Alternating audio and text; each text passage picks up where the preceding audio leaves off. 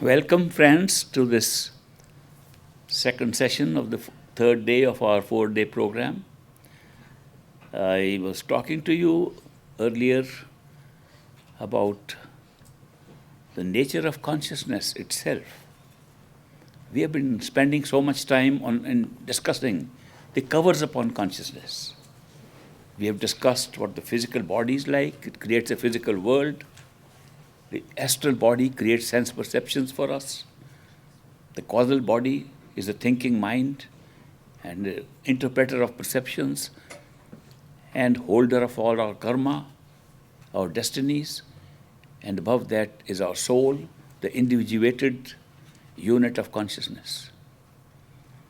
What is that consciousness which is the real self? Consciousness is a power by which anything can be created and experienced at the same time. You create and experience at the same time, so you're the creator and the experiencer at the same time. That's the power of consciousness. It has its own resonance just standing by itself. Even if there is no cover upon a soul, the soul has its own music, song, and sound. If nothing else were there, it can experience itself as the experiencer in the form of a music, a resonance, a powerful super vibration which can travel down all over, creating space, time, mind, bodies. It can create everything right from there. This power of consciousness is responsible for all creation. And the ultimate totality of that consciousness, which encompasses all of us and everything that has been created, is the ultimate creator of all things. You may call it the ultimate God, creator, by any name you can give it. And that is our reality. Within that reality, we function as units which are not separated from the reality, which are not separated from total consciousness, but they are experiencing individuation within total consciousness. The ability to experience the many in the one is what constitutes a soul. A soul is not separate from the totality. A soul is part of totality. It's not even a separated part. It's a part of totality within totality. It never leaves totality. The resonance of the totality and the resonance of the soul are the same. They represent the same thing. They represent consciousness. Since just by itself it has a resonance and a sound, at a lower stage of creation, it can be heard. So we call it the audible sound, the audible sound current. It is not a sound which cannot be heard, because the sound we are used to is only a sound within a very small range of vibrations in air. Our eardrums, which listen to sounds outside, have a very limited range, and when the vibration is within those ranges, we hear the sound. If it goes beyond that, we can't hear it. Others can, some people can hear. Some beings can hear who are not people, like dogs. Special dog whistles have been designed, who can hear the sound of a whistle which is just beyond the range of human listening. So this kind of sound, which requires air as a medium, or any other resonance which requires a medium, is not the kind of sound that is actually coming from consciousness. Radio sound, or sound, or the resonance or the wavelength of a radio wave, is also like sound. It's very similar to sound, but it's not the sound of consciousness. The sound of consciousness appears to be like physical sound at the physical level. It becomes more and more refined as we move to higher levels of consciousness. Eventually, you can't call it a sound at all because it appears to be a personality, a being. Ultimately, you find the soul itself is the sound. That sound which can create consciousness or be consciousness, the representation of consciousness, what kind of sound will it be? It's an amazing sound. Now, if you can catch hold of that sound, somehow, if you can catch hold of that sound, you have solved all your problems of spiritual journeys. Because the sound will pull you to itself. You don't have to search who the self is, where the self is, because the sound is coming from the self. And if you can catch that sound, travel with the sound pulls you back to the self at every level. As we see different levels of creation and different levels of consciousness, we found that the sound is a link between each level. It's the sound that gives you the feeling, I am. You won't have this feeling if the sound were not there. You would not know, I am, I exist, I know it, nobody can challenge it. You can't say that. The sound makes that happen. The sound leads you to every kind of experience, including the experience of your own totality. It's unbroken link. Everything else is broken. Every level that you move to, from the dream state to the wakeful state, wakeful to super wakeful, astral state, to the super wakeful state, causal state, or even discovering of your soul, are all separated from each other. The sound is not. The sound is a connecting link between all of them. The sound is sustaining all universes. The sound is sustaining itself. It feeds upon itself. It's a food for the soul. It makes sure that all experiences remain within total consciousness. It makes sure that no matter how much space and time we create, no matter how vast the vastness goes, the sound holds everything together. Such a remarkable sound can be heard at the threshold of the higher consciousness behind the eyes. The moment you leave that threshold and come to the outer part of the eyes, it disappears. When you concentrate on the inner part of the eyes, it reappears. Therefore, the difference between the outer part of the eyes and the inner part has been emphasized by the mystics to say the two routes originating from the same point are different. One that is from the outer part of the eyes takes you immediately down in an energy circuit. It starts all over again from the bottom and goes into the eyes and goes down. It's a circuit that moves downwards. The inner circuit behind the eyes goes backwards and moves another circuit. The different centers of experience which you can contact through meditation lie in both these areas, but these are areas of energy, as I explained, and those are areas of awareness. You can have experience of both. You are actually having experience of all centers at the same time, right now. But we muffle some of them, we hide some of them, and therefore at one time the attention is held in one center. If all the energy centers in the body were not functioning at the same time, the body would die, would collapse. All centers function. Our attention is not on those. They function autonomously. All functions behind the eyes, right up to our true reality, totality of consciousness, function autonomously. They're working all the time. If they didn't, we would collapse and be no more here. So our life, when people say there's a life force, what is life force? What is that vital force, the life force we talk of, which make people alive? It's that sound, that consciousness. The sound is the real life force. It puts life into this body, it puts life into astral bodies, puts life into causal mind, it puts life into the soul and represents life in the totality. That's the true nature of life. That life wouldn't be there if we didn't have a soul. Life wouldn't be there if the soul was not part of the creative process. And life wouldn't be there as a human being if the other covers were not there. You can't break some and keep some. They all remain integrated and together. that such a beautiful thing exists in us enables us to have any kind of experience while still in a human body.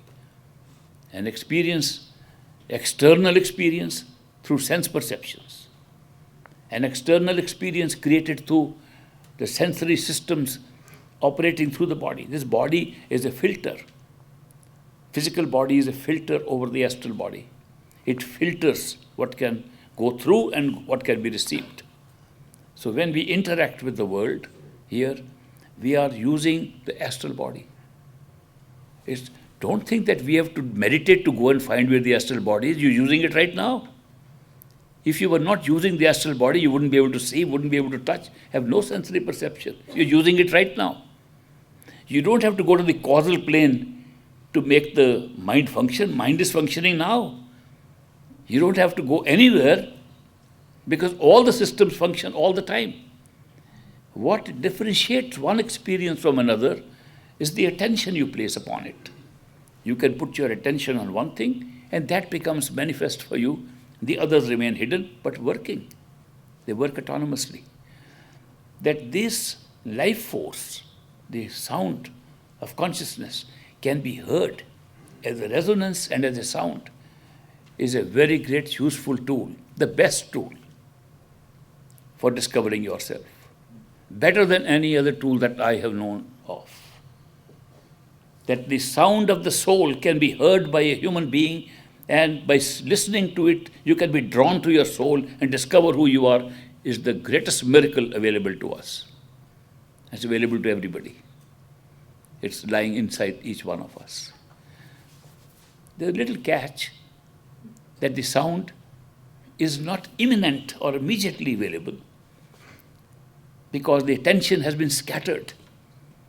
If our attention were not scattered, was held in the head, you would hear the sound. The sound was there. Before we were born, the sound was there. As the attention scattered, it disappeared. The more we have lived in this life, the further the sound has gone away from us because we have scattered ourselves. When I say scattered, I mean scattered attention. The attention gets scattered when we get attached to something. The attention gets scattered when we desire something. Anything we desire pulls our attention there. We desire so many things in our life, and each one brings a strand, like a rope-like thing, like a string, and attaches us there. If you could see the attachments, we don't see them because they're invisible, but supposing they were real strings, colorful little threads going out, supposing you'd be surprised at the maze of springs going out from your head. All over, people, things, problems, everything pulling your attention. When we meditate, all these strings are still there. So to meditate and break each string one by one is a very hard job. It can take lifetime after lifetime. Because we have so many of these strings stretching out from our consciousness into things that have been created outside and to which we are attached.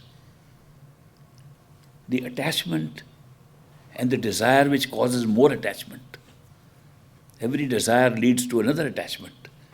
This functions all the time in us.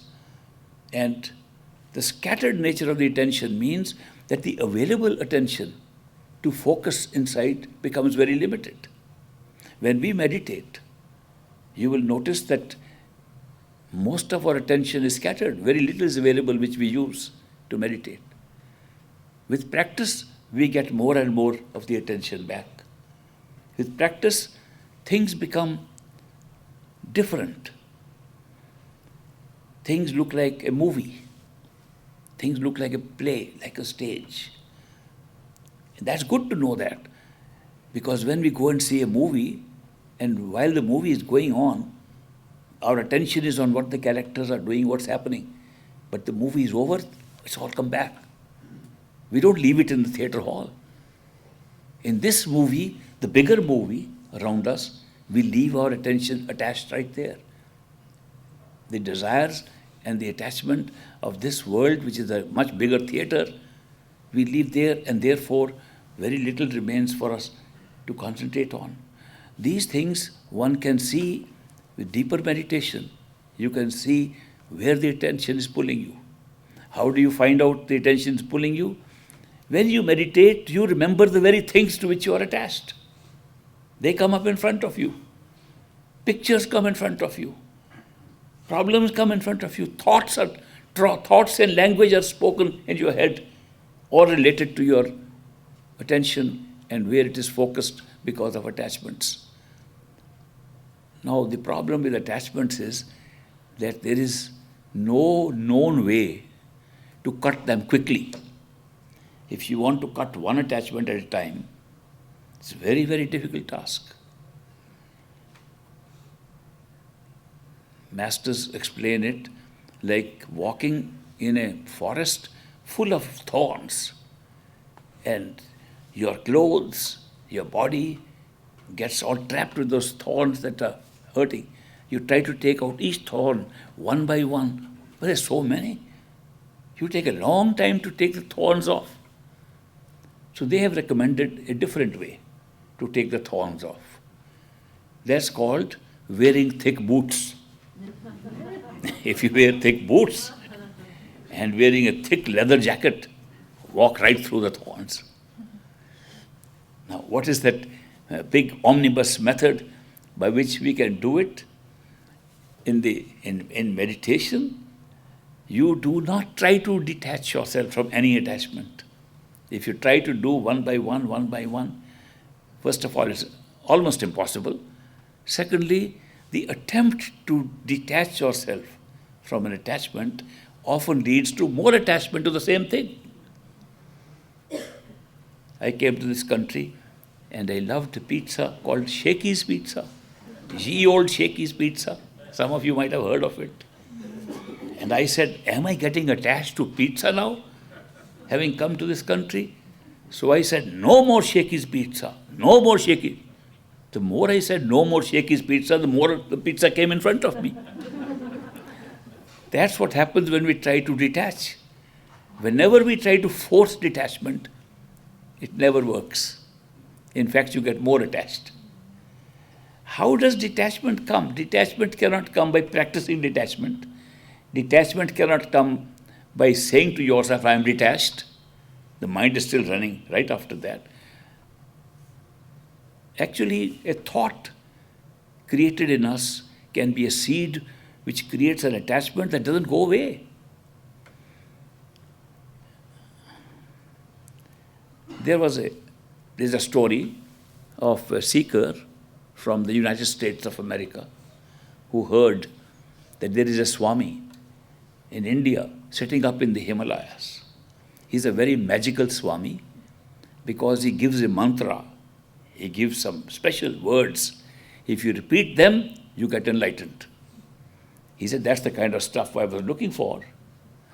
So he makes all the journey into India, travels up by bus and other routes to the Himalayas, and finds the Swami is hiding inside a cave. He waits for the Swami to come out, and the Swami comes out and he says, Swami, I've come from a very far off place because I understand you have a mantra. You have a special set of words. If one repeats those words, one gets enlightened. Swami said, yes, I have. Swamiji, will you give me those words? He said, you come from such a long distance, I will surely give you those words. Come close to me. So he came close, he said, the words are, and he whispered into his ears, words are abracadabra. He says, have I come all this way just to hear abracadabra from you? He says, no, there's a catch with it. There's some condition attached to this. The condition is, when you say abracadabra, don't think of bananas. He said, thank you. Every time he wanted to just say abracadabra, bananas would come in front of him. That's the nature of our attachments, that we cannot disassociate an attachment easily. So what is the boots that we can wear to avoid the thorns? What is that great means by which we can really enjoy detachment without bothering about it? That's called creating another attachment.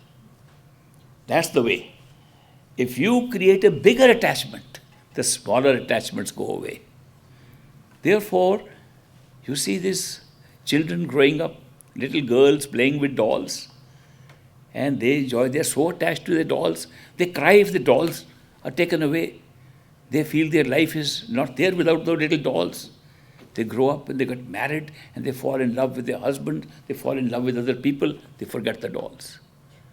If they said, if a parent were to say to his daughter, look, I am going to get you married, forget the dolls, the child can never forget the dolls. But by creating another attachment, a bigger attachment, the dolls are forgotten. The same principle. Therefore, if you have a bigger attachment, and there is no better and bigger attachment than attachment with the unconditional love of a perfect living master. That's the solution to this problem. When you get attached to that and begin to experience the unconditional love within you, all attachments become detachments. So the key to detachment is not practicing of detachment, practicing of a bigger attachment and getting detached. So therefore the solution has been given. The perfect living master and the sound current available to us after initiation are the same. It looks funny that a sound and a person should be the same, but we will discover they are the same. It is the sound that is this manifestation of consciousness that personifies and becomes a perfect living master. The real form of a perfect living master is the audible sound current, which is within us. But we don't recognize the sound, we recognize somebody like us. So it's personified like a human being, like ourselves. As we proceed further on the spiritual path, you will find there was no difference between the perfect living master and the ultimate nature of the sound current. It's the same thing. They both represent our own consciousness. They both represent the power of the soul and the power of totality of consciousness. So this sound that can be heard with the love and devotion for a perfect living master in meditation. If you start getting a great experience of the love and devotion of a master within your meditation, detachment becomes very easy. And that's the way to go about it.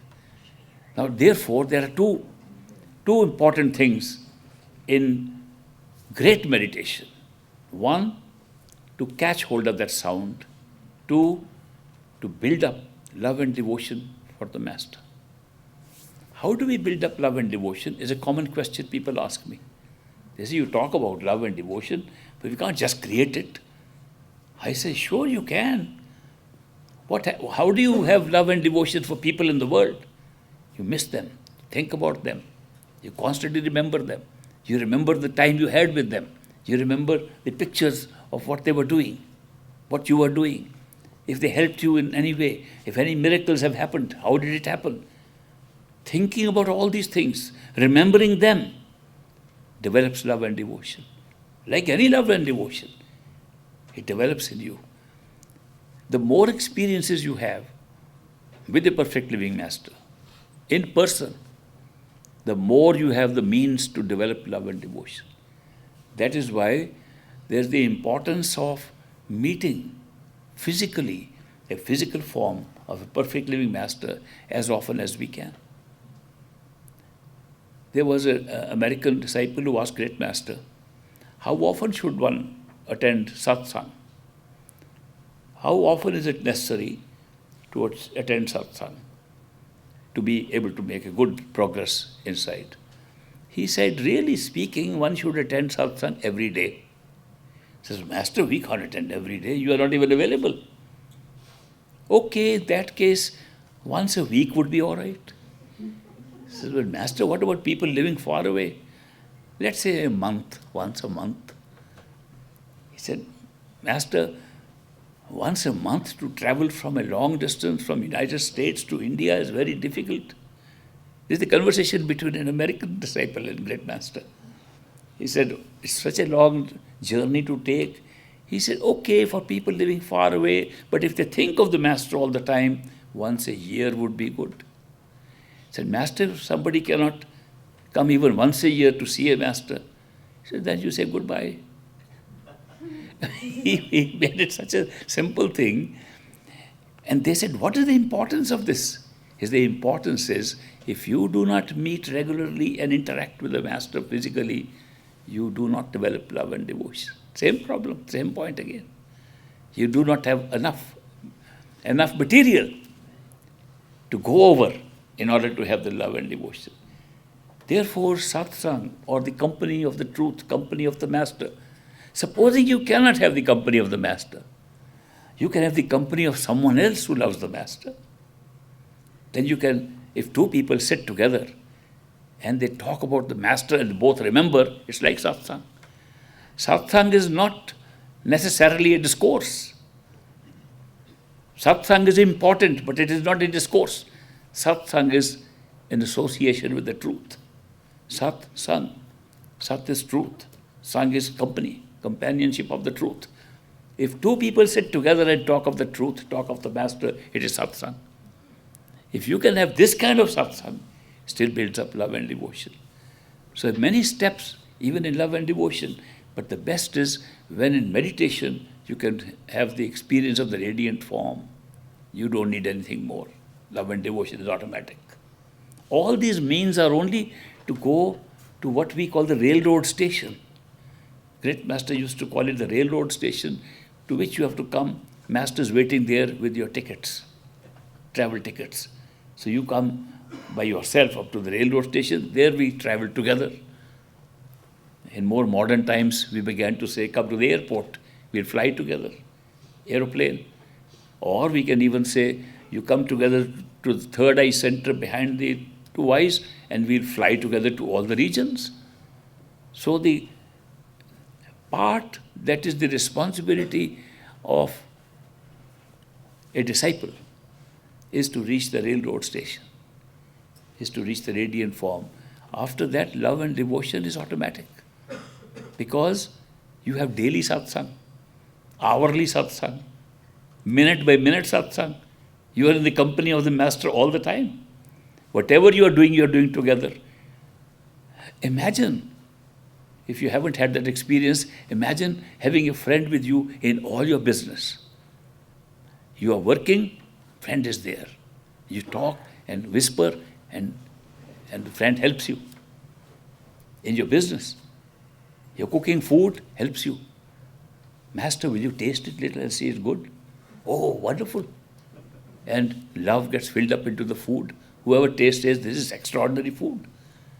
There's so many changes that take place. This one single event of seeing the radiant form of a master within alters our life forever, here and hereafter. It's such an important step. That's the only step we can take. The rest is master's job. To take us back home is his job. Our job is to reach the railroad station, to reach the airport, to reach the third eye center, behind the eyes. I have emphasized the importance of the sound, which really represents the essence of ourself, the essence of consciousness, the essence of a master. That's what it is. Master is that sound made manifest into a human form. It's the word made flesh. That's very correctly said. The word made flesh. How can a word become flesh? Through master. Therefore, I would recommend to you, do any kind of meditation to draw your attention behind the eyes. After that, pick up the sound. You are on the right track. Any kind of meditation, any kind of method which brings your attention back behind the eyes, leading to the sound, is good enough. After that, the sound will take care of you and take care of your journey. That sound is very powerful. It's not like ordinary sounds. Ordinary sounds can be attractive. Ordinary sounds can be pleasant. Ordinary sound can put you into rhythm. But this sound pulls you.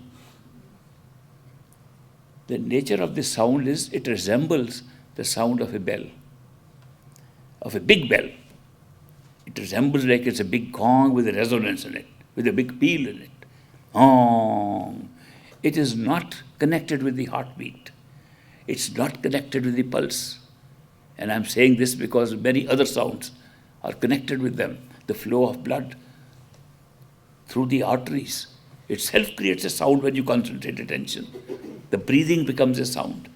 Many other kinds of sounds are there in the body, which are just sounds, but not the kind of sound that will pull us. The kind of sound that pulls us is a bell sound it's very gong, it's very power. Which you hear it, gong, your attention is pulled out from the body like nobody's business. You can try as hard as you like with Simran. It's a very slow process. It's like crawling of ants. And this sound that pulls you is like a bird flying up. So the system of sound, of going within and to our destination, to total consciousness through sound, is a very great system. It's the best. Out of all the yogas, methods of union with the totality, methods of union with your true self, this is the highest yoga. It's been called Surt Shabd Yoga. Surt means attention, Shabd means sound, Yoga means union. It is this practice of the Surt Shabd Yoga, the practice of the attention and sound system of union that takes you the highest. It occurs within. The less attached you are, the more readily the sound is available.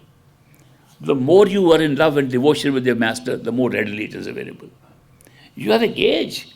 You can judge how quickly the sound comes or does not count is based on these two factors. There is a special method. We tell people to practice listening to the sound.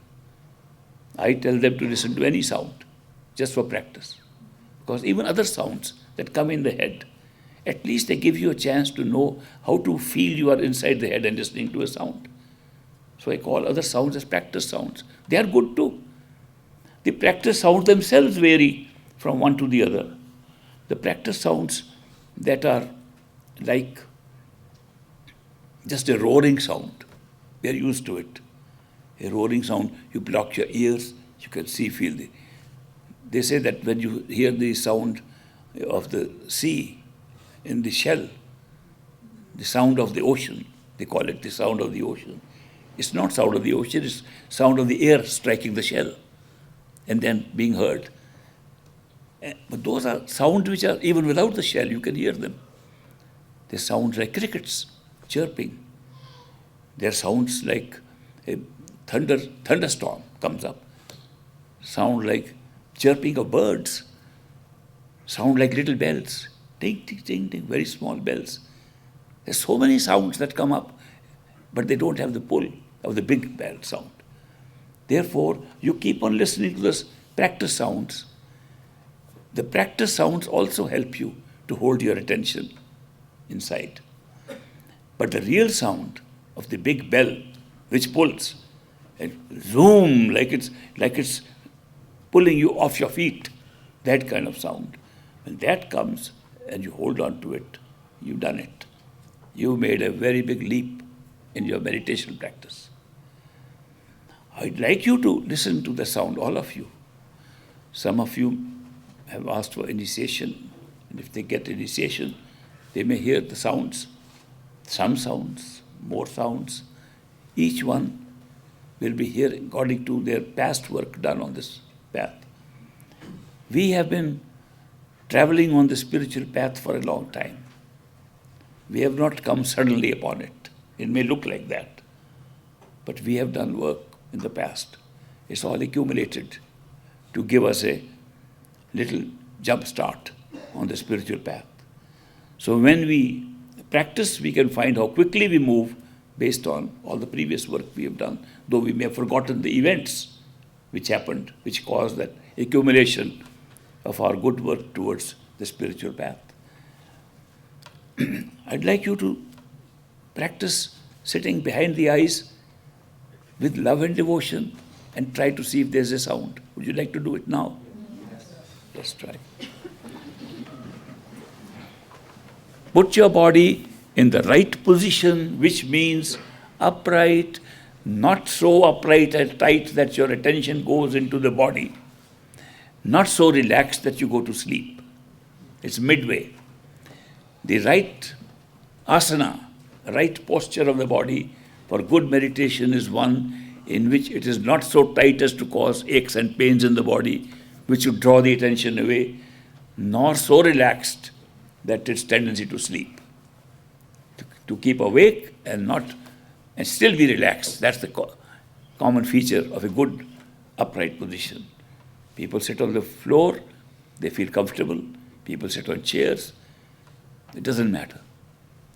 Don't put too much attention on the position of the body so long as you think the body is still, it's upright, and the head is upright, not sleeping, not lying down, and you are able to feel that there's an upward pull when you are inside behind. The sound that pulls upwards actually feels like it's pulling you upwards, though it may be just pulling you behind. The feeling is like you are being pulled upwards. So close your eyes, think of the master. If you have no master, think of a beloved. And think of nothing else but being behind the eyes.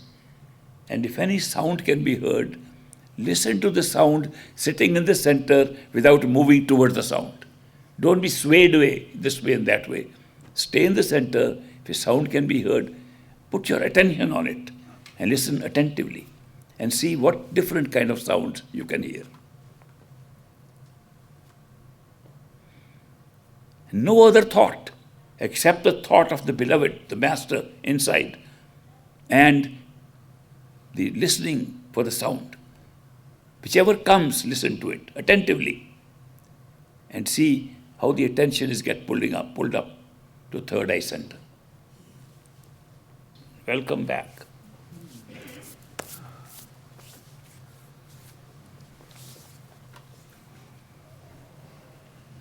How many of you were able to hear the sound during this exercise? That's pretty good. On this attempt. How many of you could see the beloved, the master? Very good. Yes. With practice, you'll do more and more. It needs practice because, as you must have noticed, the mind still runs riot when you try to do this. How many of you had extraneous thoughts coming during this exercise? Yeah, that's natural.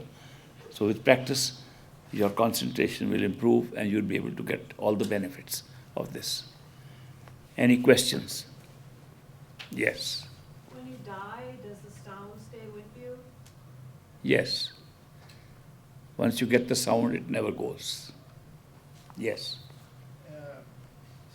If the sound comes from your left ear, is it hazardous or dangerous?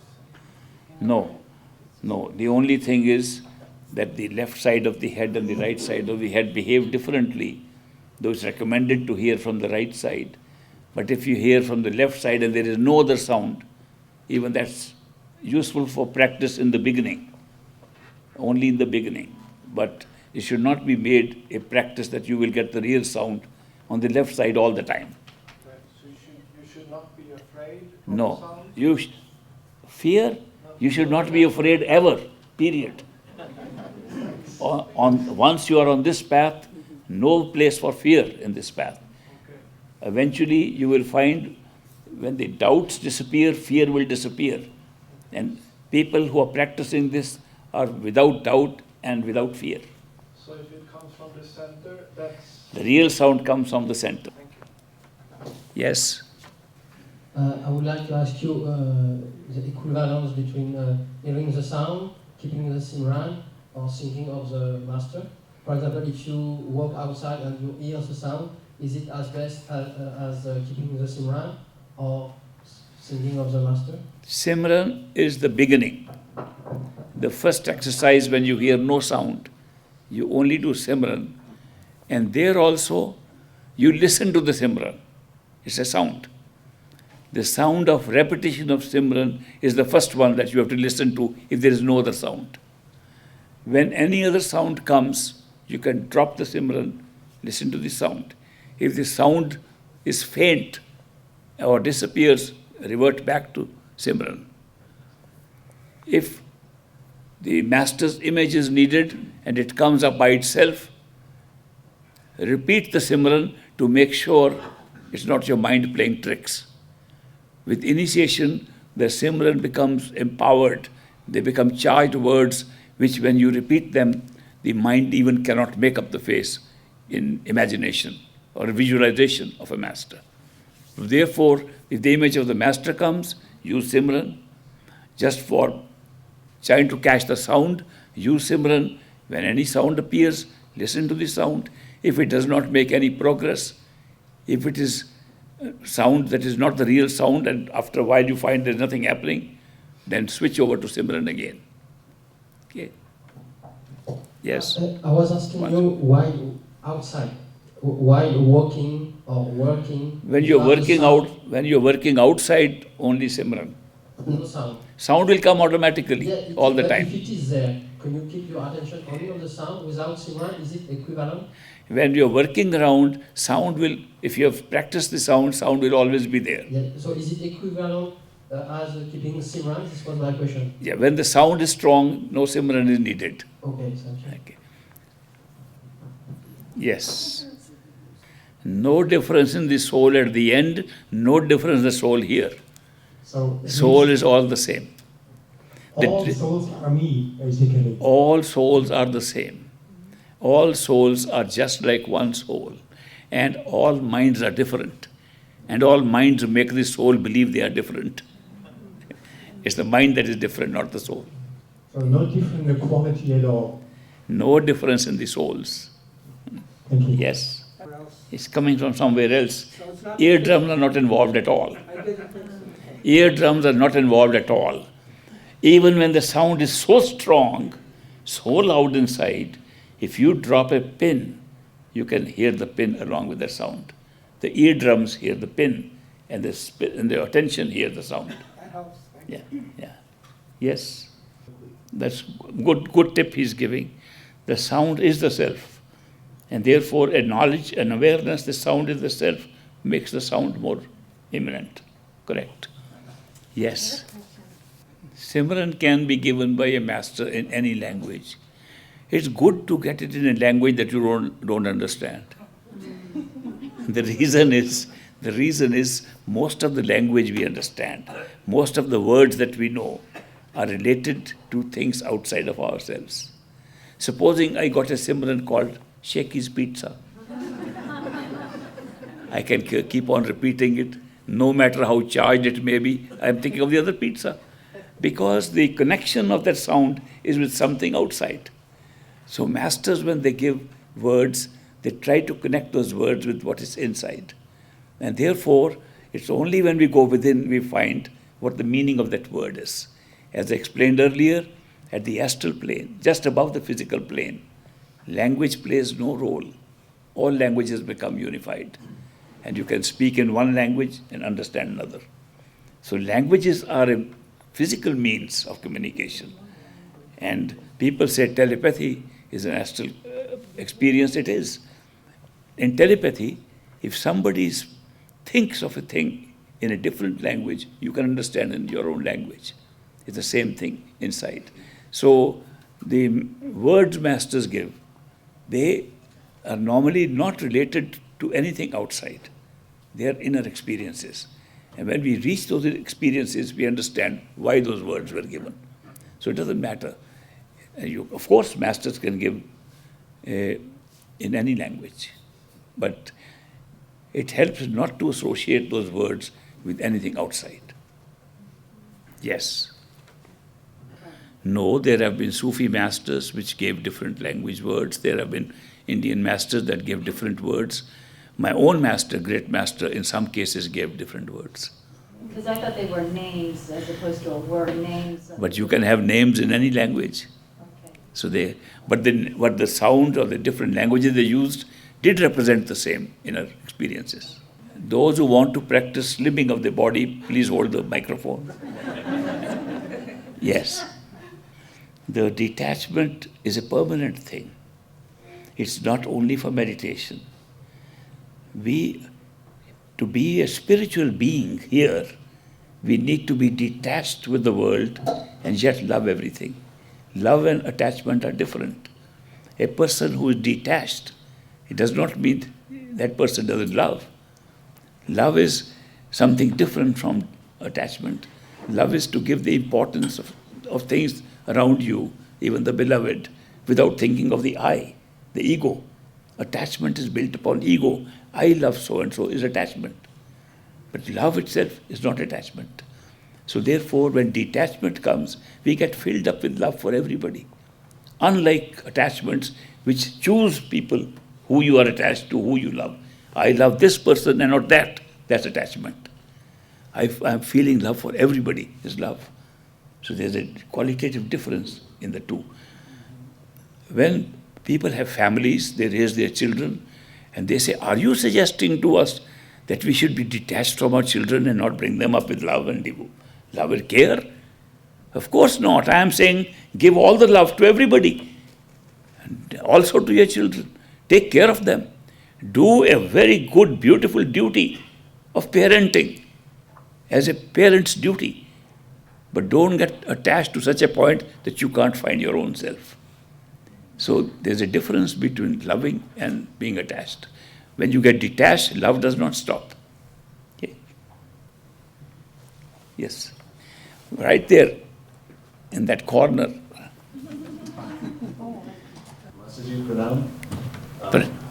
You said imagine, and you said imagine your beloved. Now, I don't have a beloved to imagine. I'm falling in love with you. So can I imagine you when I'm doing meditation? Can you come and help me? I'll be very happy if that helps. Thank you. And there is an unrelated question. If it helps, it will help you. Thank you. Okay. The other unrelated question is, it's nothing to do with meditation. Who built the pyramids?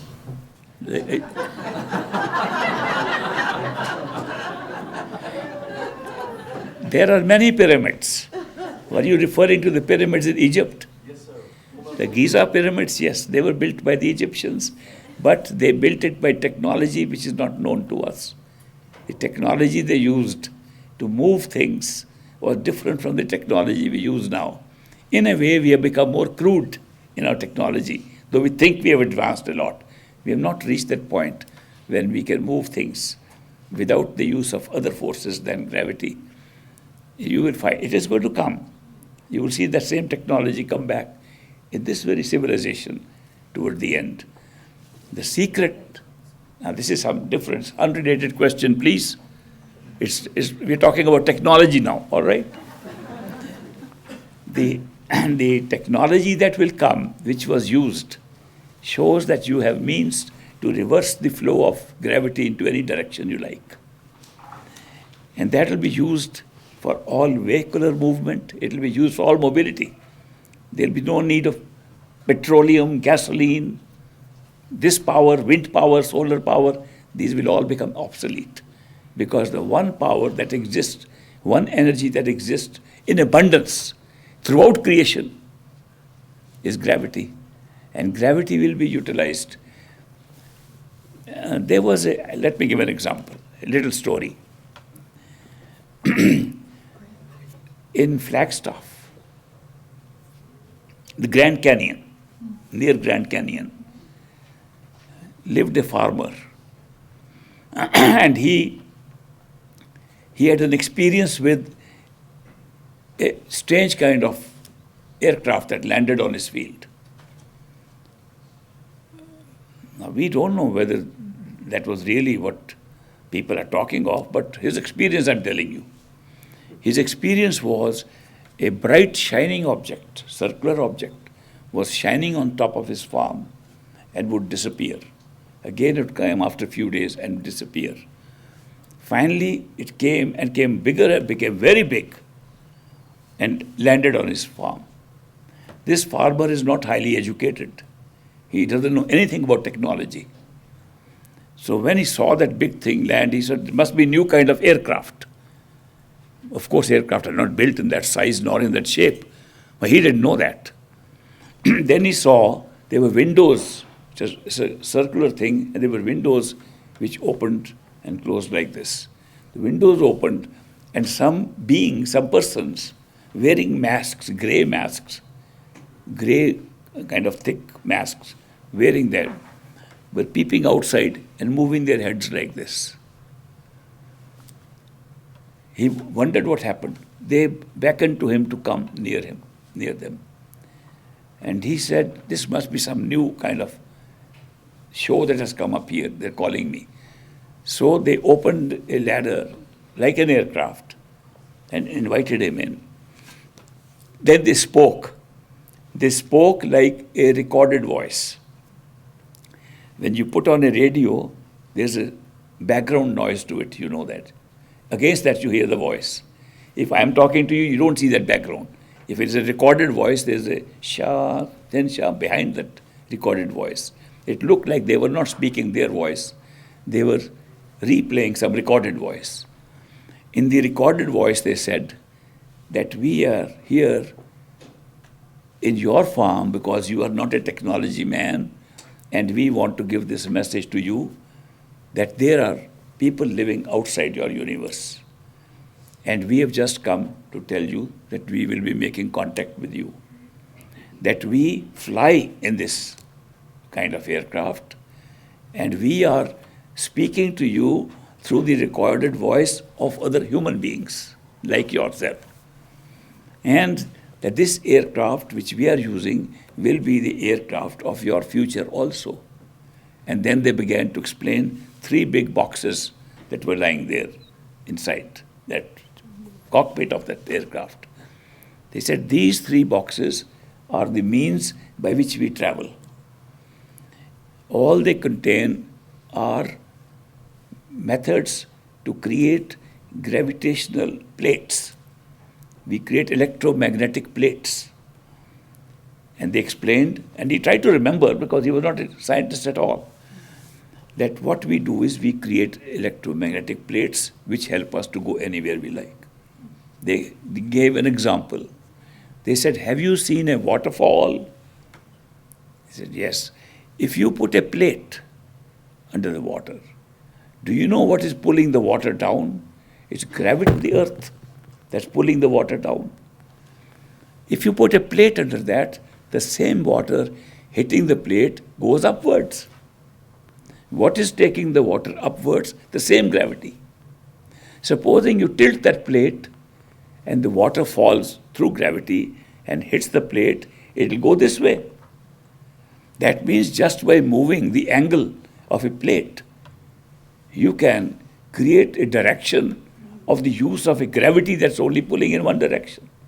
You can change the direction of this gravity wherever you like. We create, through these 3 machines here, enough electromagnetic plates, which the gravity pulls us, and when we alter it, we can fly anywhere in space we like. They said all other means, fuels, are limited everywhere in space except gravity. With gravity, you can go to any part of the galaxies, any part of space. And one day, your people will be doing the same thing. But since, if we brought this experience to a technocrat, to a people who's a scientist, people will say, he made it up, the story. You cannot make up the story. This man, the farmer, told his neighbor, whose name was Vern Tyler, who was a friend of mine. Vern Tyler narrated this story, but he was so fascinated, he also had experiences with those people later. When I heard this story, it made great sense to me, because I have myself experimented and said that the magnetic forces can be created by electrical circular movement of electricity. Electricity can be created by magnetism, and electromagnetic force is now recognized to be the single force, not 2 forces. And it can create a plate. We have created plates now. We are moving in that direction, but technology will come to this path many, many years later. And then we will be able to use that device. When I heard this story, something very strange happened, which reminded me of a childhood experience. When I was going to school elementary school in a town called Ludhiana in India. I used to carry my bag and go to school. On my way to the school, there was a overhead railway track. I used to walk under the bridge to go to the school. One day, I was going to school with my bag, and I saw a train, coach of a train, looked like coach of a train to me, hanging up in the air. I had never seen that before. It's very funny. How can a coach leave the tracks and be up, and there's nothing holding it there? I saw the space between the coach and the railway track. I was getting late for school, otherwise I would have watched more. But before I moved on, the windows of the coach opened. I saw grey people with wearing grey costumes moving their heads like this. I had never told anybody. In fact, when I told my parents that I saw that, they rebuked me for having such imaginative ideas. They said the train must have been on the track. Just because you were at the bottom and looked upwards, it looked like the train was hanging. I said, I saw the space between the coach and the track. No, you must have made a mistake. They made me look like a fool. So I remained foolish and never talked to anybody. After I heard this story of a farmer in the United States, it suddenly reminded me of my own experience. From then I've begun to believe there must be people beyond our universe. Why would there not be people living beyond our universe? A calculation by the law of probability, just by simple law which everybody accepts in mathematics today. A law of probability which makes millions of dollars for casinos in this country.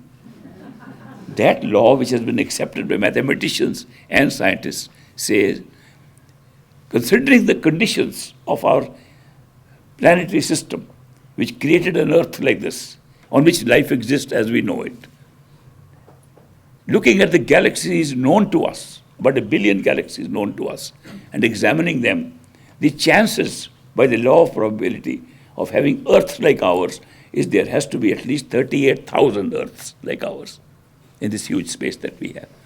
If that is the law of probability, why should we imagine we are the only ones living here?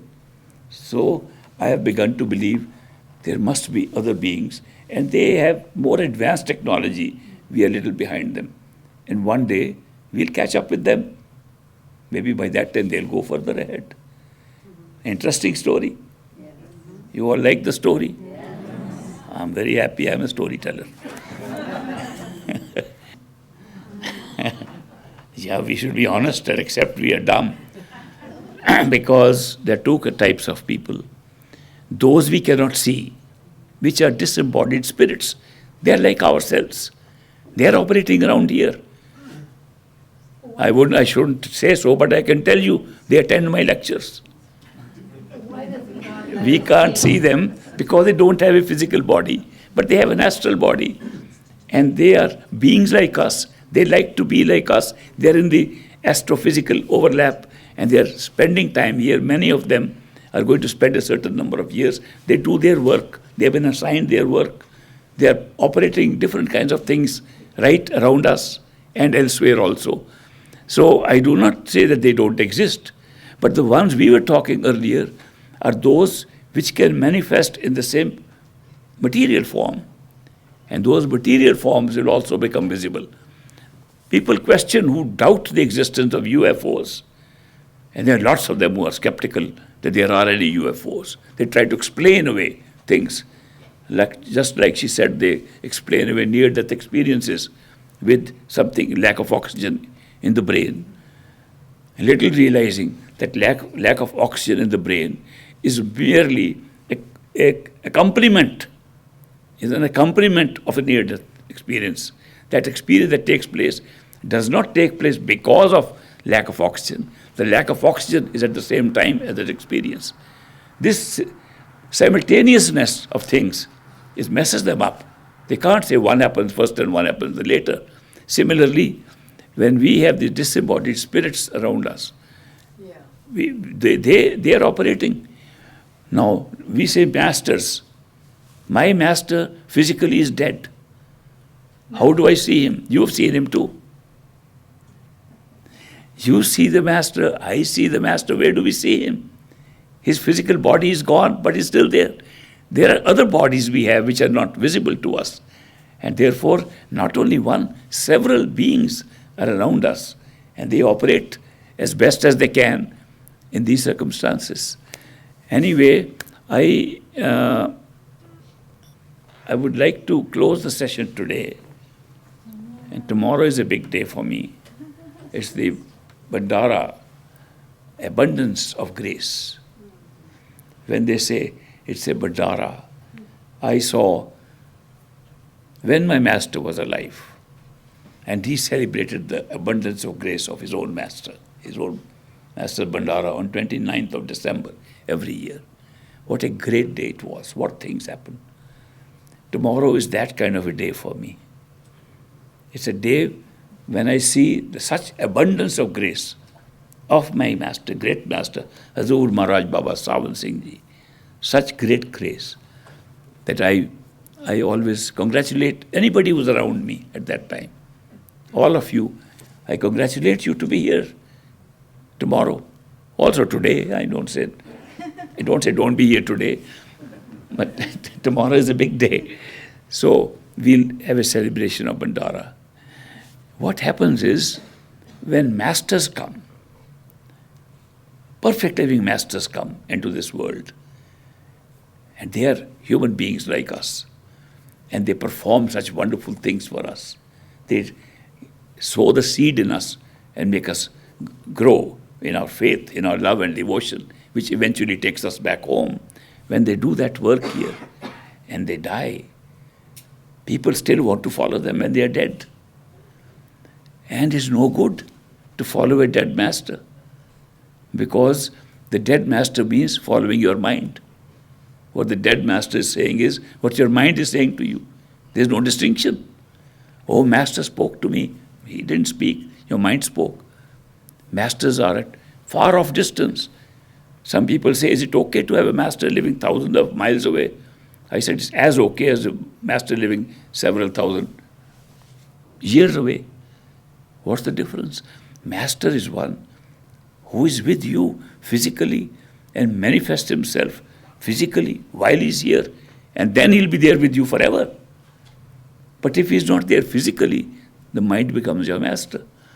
So that is why when masters die and go away, people still keep on saying there are successors of masters. There can be successors of masters. And they keep on going the line. 100th master is going on in some lines. And they say, oh, this is the master belonging to that particular master. The spirituality disappeared long ago. Religions, rituals, ceremonies still persist. So those things that happen after the going away of a master, they create this problem that we don't know who the successor is. In my experience, whichever I have known perfect living masters in history or contemporaneously in my life who died, led to several people coming up and saying they are masters. So we can never know. Great master once said, perfect living masters are very rare in this world. Masters are common. There are lots of masters.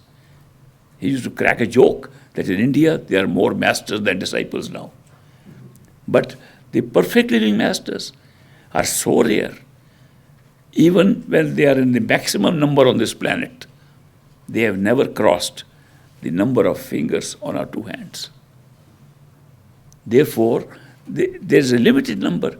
Very often, he says a perfect living master may leave one successor, maybe two, very rarely three.